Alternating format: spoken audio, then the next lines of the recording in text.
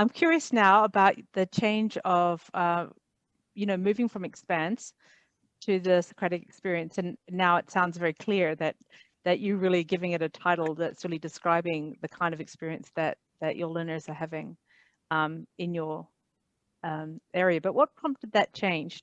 Really, what's most distinctive about what we do is this deep Socratic experience. And kids talk about, parents talk about it. Just to add a little bit, our morning consists of half an hour of just community where we talk freely about whatever, then half an hour of personal growth, which is not text-based. It's, how do you become a better learner? How do you learn from your mistakes? How do you set goals? How do you think about your life? How do you deal with anger? How do you deal with annoying people? But it's conversational, and the guide's role is to ask questions, and then an hour of Socratic on text. And so this conversational experience is fundamental to what we do. And that's what kids most love and most remember about what we do.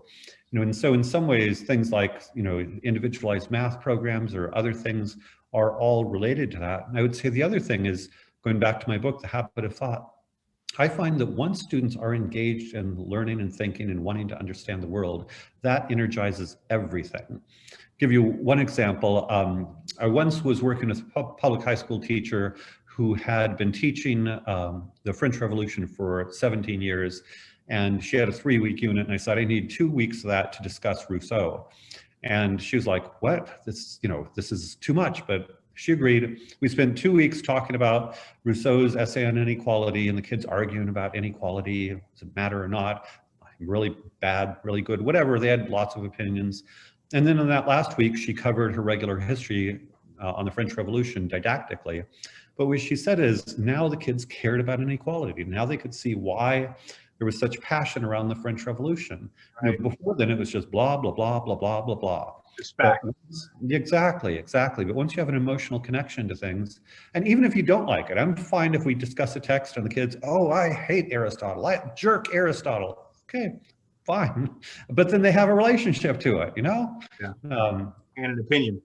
Exactly. And for me, I was great at memorize and forget tests. I mean, when I think, sometimes I feel this pressure, even I have this sort of voice of the alter ego from the establishment.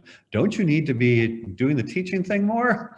And my thought is, if I wait to a 5-minute period when the kid asks me a question and then give a 5-minute explanation of history when the kid asked me something, he or she will remember it.